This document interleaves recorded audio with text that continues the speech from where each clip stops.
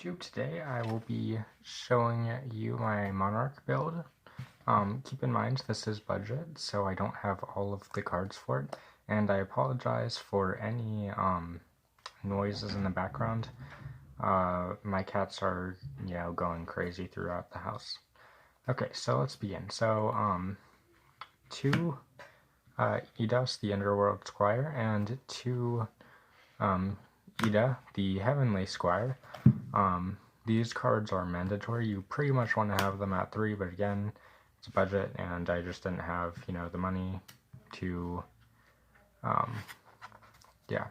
buy 3 of each.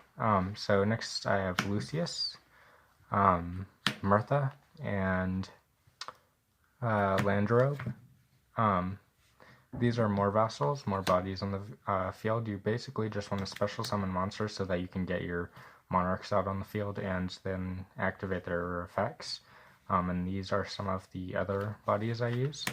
And then after that, I play 2 Orbital.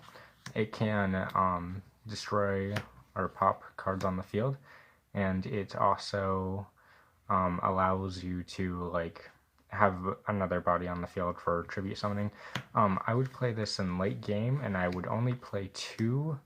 If you're going with 40 card, you really should go with 40 card, but because it'll be more consistent. But only play 1 or 2 if you are going to play Orbital, because it requires the 5 monsters with different names in your graveyard, and that only happens after a longer game. So I suggest only playing it at 1 or 2. I mean, you can play more, but it would be, no, you'd probably want to play that, play that many copies in a, 60 card variant, and 60 card isn't really how monarchs work. So next I have Theseus, Karaz, and Cassius. So these are the only ones I play of the level 6 monarchs, just because they don't really, I was looking through the other effects, and they really aren't as good as the, the level 7 and 8 monsters. But yeah, so this one sends a card from your opponent's hand to the graveyard. Very powerful. This one, I believe, so destroys a spell or trap. No, destroys, just pops cards, like the Orbital. And then this one banishes cards, so if you want, a better way of removing them so that your opponent can't, just bring them back, then Cassius is a good, good thing to use. 1 Ether and 2 Erebus. I just don't have 3 copies, but you should be running 3 of each. In the Monarchs, it's pretty much standard. And yeah, you really want to see these as often as possible. Yeah.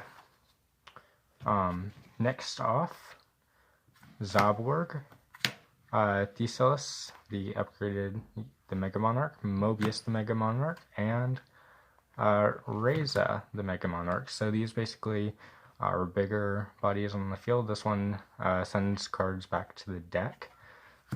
This card pops spells and traps, and this card basically does what the previous Theseus does, which is sending cards from your opponent's hand to the graveyard, but you get to send more targets. And this one sends cards from the extra deck to the graveyard, so you really want to use this. You probably want to have it at 3, just because it's that good, but again, budget.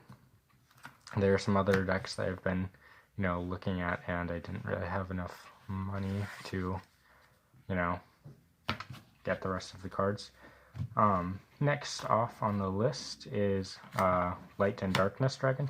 This is the last card. It's basically for negates. If you want to set up a board, you normally wouldn't want to set up a board. You want to just pop your opponent's things, just tear apart your opponent's board.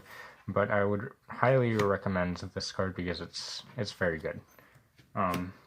Next off, terraforming, pantheism, and restoration.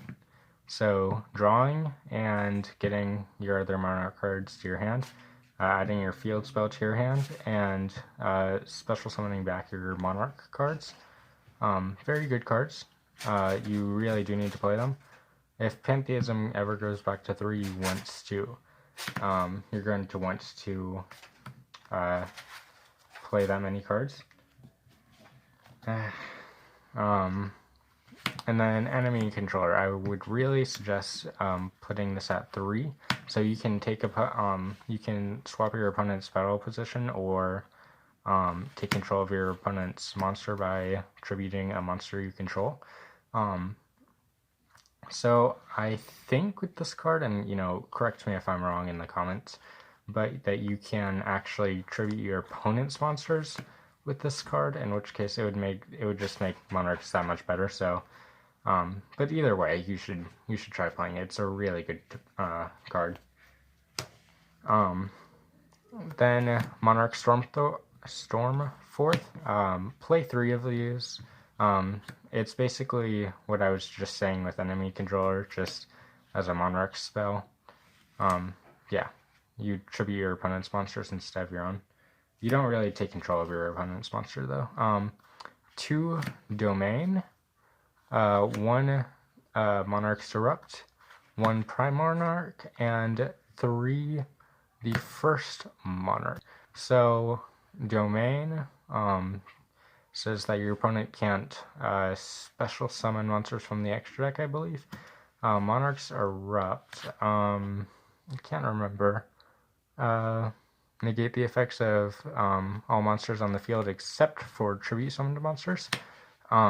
Prime Monarch is a body on the field, and so is the first Monarch. So yeah, that is the Monarchs build. I hope you liked the video. If you did, leave a like. If you didn't, leave a dislike. But either way, have a good time playing Yu-Gi-Oh! See you next time.